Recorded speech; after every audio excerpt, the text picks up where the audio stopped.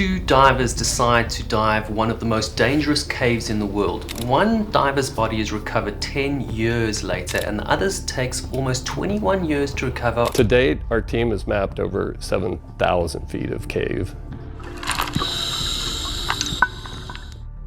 Jacob's Well in Texas looks calm and beautiful on the surface, almost like a peaceful swimming spot.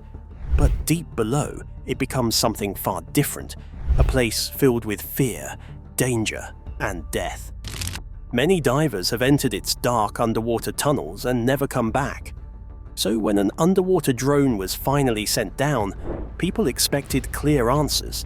Instead, what it recorded only created more terror. You won't believe what the cameras uncovered in the darkness. The deadly beauty of Jacob's Well.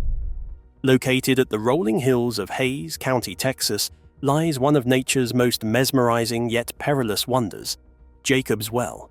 At first glance, it appears like a tranquil limestone pool, its waters shimmering with glass-like clarity.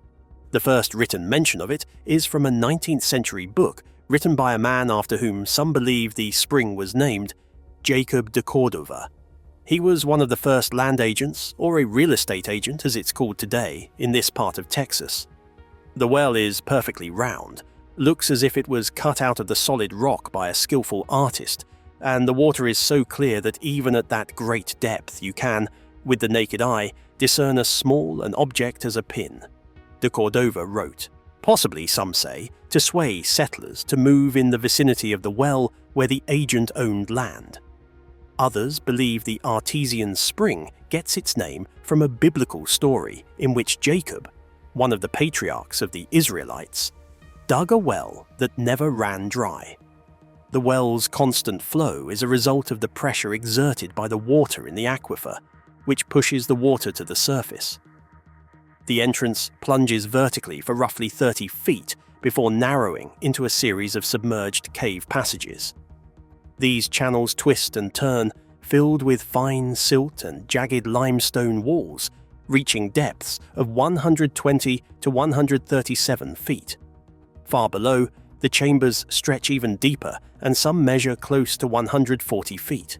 So this cave right here goes down about 140 feet into the ground, about a mile in. What? Yes. Before its dangers were fully understood, Jacob's Well mystified early settlers with its geyser-like eruptions. The spring occasionally shot columns of water several feet into the air, fueling local belief that the well was bottomless. Over time, the pool became a natural gathering spot, drawing in both adventurers and the unsuspecting. Its quiet surface gave no warning of the lethal complexities hidden below. Then, suddenly, the story shifted when people found that the well's history was marked by death. More than a dozen divers have perished inside its winding chambers. Official records confirm 9 fatalities between 1964 and 1984 alone, though other accounts suggest the number may be higher. Stories circulate among locals and divers about eerie phenomena within the cave. Some claim to have felt sudden disorientation, while others speak of shadowy movements flickering in the water or the unsettling sensation of being followed. Whispers suggest the well itself feels alive, watching and waiting for the next person bold enough to enter its depths. These strange discoveries made people even more curious, leading to a new exploration to finally find out what was really inside Jacob's Well. Let's tell you terrifying details of it. The drone that uncovered the shadows. Since 2000, the Jacob's Well Exploration Project has brought together volunteers, skilled cave divers, and scientists to carefully map its hidden network. Their work revealed nearly 6,000 feet of underwater passages, more than a mile twisting through rock and water, making it the longest cave in Hays County and the second longest fully submerged cave in Texas. At its deepest, the system plunges 137 feet, a place where exploration constantly battles with the risk of death. Earlier divers often found eerie signs of those who had entered before them. A single kick of a fin could fill tunnels with thick clouds of silt, erasing all vision. The limestone itself, carved with fragile patterns, seemed to warn against further trespass. Rusted fragments of old gear, reminders of divers who never came back, turned exploration into a living memorial.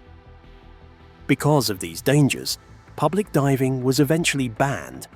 The Watershed Association in Hays County gave a tough update today, revealing Jacob's Well remains closed, leaving only trained professionals to face the cave. In 2022, experts decided to try something different. They deployed an underwater drone operated by Mike Garfield, a seasoned pilot with years of experience navigating dangerous environments. His mission was simple: descend into the chambers and send back what no diver could safely see.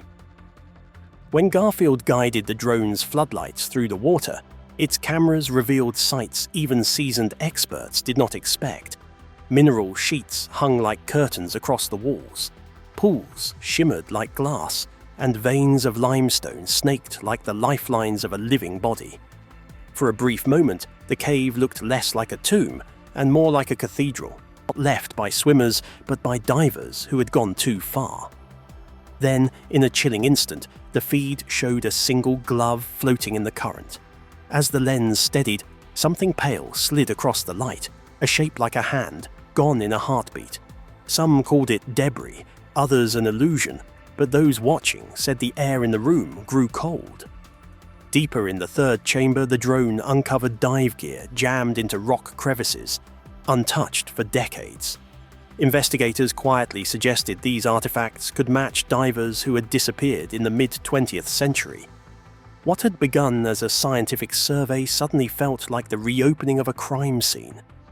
The drone also recorded life trapped in the depths. Near the entrance swam turtles, catfish, and sunfish, creatures that had wandered in and lost their way back.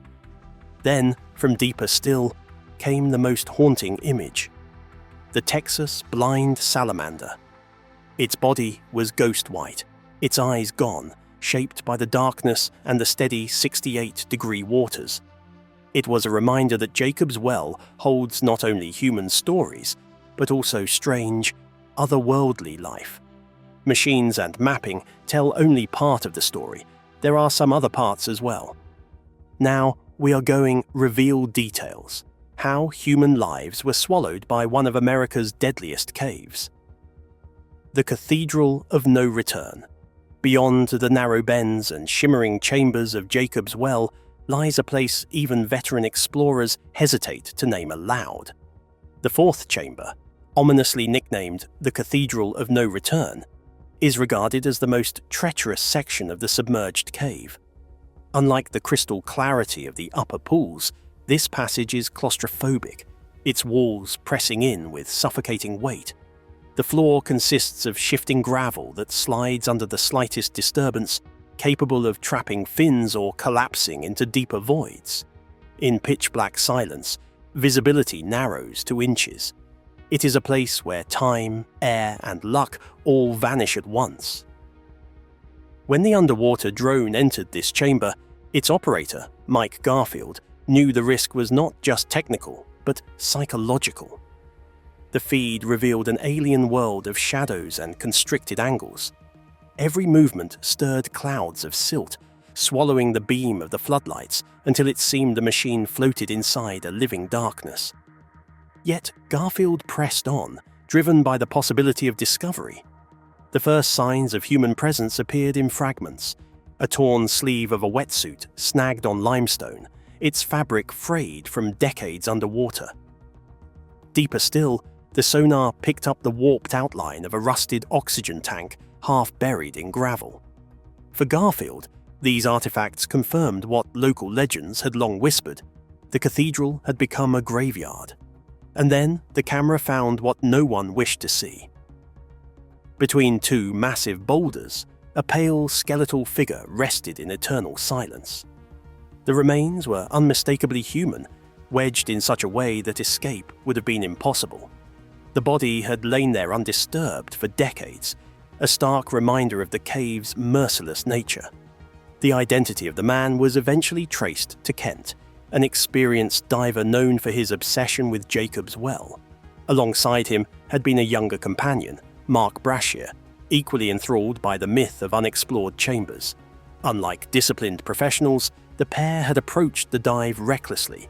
They carried minimal safety gear, used no backup air supply, and, most critically, ignored the rule of running safety lines to guide their way back. Their confidence quickly dissolved into tragedy once they crossed into the cathedral. Divers who later studied the chamber believe Kent became trapped in the shifting gravel after straying from the main conduit.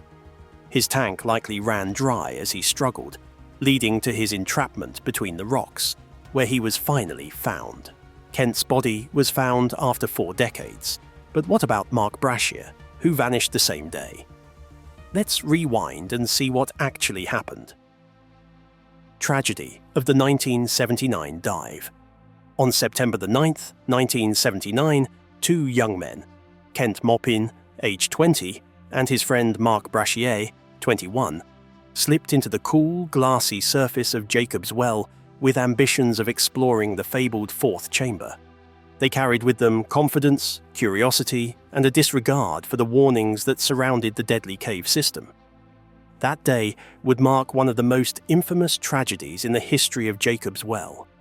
Neither Kent nor Mark would ever surface alive. The last person to see them was Joe, a fellow diver who watched as the two went into the mouth of the 4th chamber. Joe shouted and gave signals, urging them to turn back, but they were already gone into the twisting tunnel. The silence that followed left Joe with the heavy thought that he had just seen their final dive. His story would remain as a reminder of how fast an adventure can turn into danger. Rescue efforts started almost right away. Hays County called in Don Dibble, a Navy-trained diver and respected expert, along with local warden Calvin Turner. Dibble knew the risks, but he also felt it was his duty to help and bring answers to the families. With his gear ready and courage in his heart, he entered the well in search of the missing men. But things almost ended badly for him as well. Inside the 4th chamber, loose gravel gave way and trapped him in complete darkness. His air was running low, and he could not move. For a moment, it seemed like he would not make it out. Then, at the very last second, Calvin Turner managed to pull him free, dragging him out of the collapsing passage just in time. Dibble survived, but the experience left him weak, hurt, and shaken. While recovering, he thought deeply about what had happened. In the end, he made a choice that would shape the future of Jacob's Well. He returned, not to search again, but to protect others from the same risks. At a depth of 74 feet, he placed a heavy grate across the entrance to the 4th chamber. His action changed the well from a place for thrill-seekers into a warning about the thin line between beauty and danger. Still, the chamber held on to its secrets. Many years later, new discoveries proved what locals had long believed. The Cathedral of No Return did not let go easily. Each finding reminded people of the risks hidden under the clear waters. For Dibble, the memory of that day never truly left him. His close call and the sadness of loss left marks that lasted for the rest of his life. Yet, his brave decision to seal the chamber spared many others from facing the same dangers. Above ground, Jacob's Well continued to shine, its waters crystal clear and inviting. But below, it was finally known for what it truly was, a place of mystery, beauty, and hidden danger. The recovery attempts that failed. In the years following the 1979 tragedy, Jacob's Well became the site of one of the most exhaustive and ultimately futile recovery efforts in American cave diving history. Families wanted closure, officials sought accountability, and divers longed to honor the dead. What followed was a battle between human determination and the immovable will of nature itself. Professional recovery teams were assembled, bringing with them specialized equipment rarely deployed in freshwater cave systems. Massive suction pumps were lowered into the well, designed to remove tons of gravel that had collapsed into the passages. Divers painstakingly hauled away rocks by hand, while mobile recompression chambers stood by on the surface to treat those who might suffer from decompression sickness. Every precaution was taken, every tool deployed. Yet the cave refused to yield. Each time gravel was removed, more slid back into place. Progress measured in hours was undone in minutes, as though the cave itself resisted intrusion. Witnesses later described the struggle as if Jacob's Well were alive, fighting to keep its secrets buried. Divers who had endured the strain came back shaken, not only by the physical toll, but by the eerie sense of futility. The families of the missing, desperate for resolution, poured resources into the recovery. Donations were collected, personal savings were spent, and eventually senators and local officials became involved, lobbying for more funds and more advanced equipment. For weeks, operations continued, hoses sucking, divers digging, chambers waiting, but still the bodies remained out of reach. Each attempt ended in failure. Every breakthrough collapsed under the shifting weight of the well's hidden architecture. Even the spring itself began to suffer. The relentless suction disturbed delicate layers of silt and rock, threatening the fragile hydrology of the aquifer. Environmentalists warned that the well's upper pool, already strained by human interference, could collapse if efforts continued. The battle was no longer just physical or emotional. It had become ecological and ethical. Was it worth risking the living spring to recover the dead? Eventually, the decision was made to halt the recovery. The cost, financial, environmental, and human, was too great. Jacob's Well had claimed its victims and refused to release them. Decades later, locals still recall the futility of those operations. Families were left without closure. Divers carried the weight of unfinished missions, and the well's legend deepened. It was not just a pool or a cave, but a force that resisted human willpower. Those who stood on its banks during those years, the memory lingers. The roar of pumps, the strain of divers surfacing empty-handed, and the quiet despair of watching hope collapse back into gravel. Jacob's Well had won. Even as time moved forward and technology advanced, the phrase repeated by survivors and family members endured. The well wasn't giving up its dead. It became a grim refrain, a reminder that some places remain beyond human conquest. As if claiming lives wasn't enough, Jacob's Well carried another dark fate. Its very breath seemed to be dying, the well that time forgot. For centuries, Jacob's Well inspired awe, its crystal waters bubbling from the Trinity aquifer and flowing in endless abundance. Early settlers saw it as an oasis, and for much of modern history, it seemed immortal. Once, this artesian spring gushed with such force that it expelled water 6 feet into the air, producing a flow measured in 1924 at a staggering 170 gallons per second, over 640 litres every second. That roar of water symbolized permanence. Today, the silence above the cave tells a different story. Drought and relentless pumping from the Edwards, Trinity Aquifer have pushed Jacob's Well into decline. Where it once seemed indomitable, it now falters, drying entirely in multiple years. Records show the spring fell silent in 2000, 2008, 2011, 2013, and again as recently as 2022. A stark contrast emerges. During the catastrophic Texas drought of the 1950s, he well never ceased. Yet in our time, reduced rainfall and overuse of groundwater have turned this supposed eternal fountain into an intermittent trickle. The ecological consequences are profound. Aquatic species that rely on consistent flow suffer when discharge falls below 4 cubic feet per second. To safeguard what remains, officials now monitor Jacob's Well with strict thresholds. If averages drop too low, pumping restrictions are triggered to protect both the spring and the life it sustains. Conservationists have fought tirelessly to buy time, but the aquifer continues to face unrelenting pressure. Not all efforts have failed. Hayes County, partnering with the Wimberley Valley Watershed Association, purchased more than 350 acres in the Wells Recharge Zone. This land conservation aims to preserve the delicate balance of infiltration and spring flow. Still, looming threats persist. Legislation like Texas House Bill 2812 could exempt certain wells from regulation, opening the door for utility companies to extract unchecked volumes of water. Aqua Texas, one such utility, has already doubled its groundwater pumping since 2022, exceeding its permitted 90 million gallons per year. In summer 2025, a flash flood briefly raised the water level, sparking hope that the well might recover. But hydrologists warned such surges are fleeting. The region faces a rainfall deficit exceeding 50 inches compared to historical averages, a gap that cannot be closed by a single storm. True revival would require systemic shifts in water use, conservation, and regional planning. Without them, Jacob's Well risks becoming a relic of memory rather than a living spring.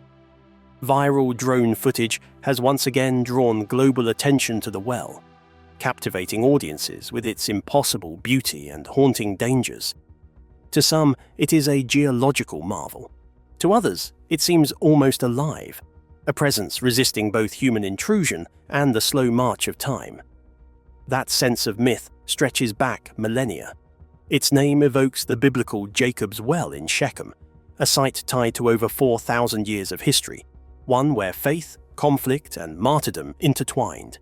Both wells stand as testaments, sacred waters that sustain, fascinate, and terrify in equal measure. What are your thoughts on Jacob's Well? Do you see it as a natural wonder worth saving, or a deadly trap best left alone? Share your thoughts in the comments below.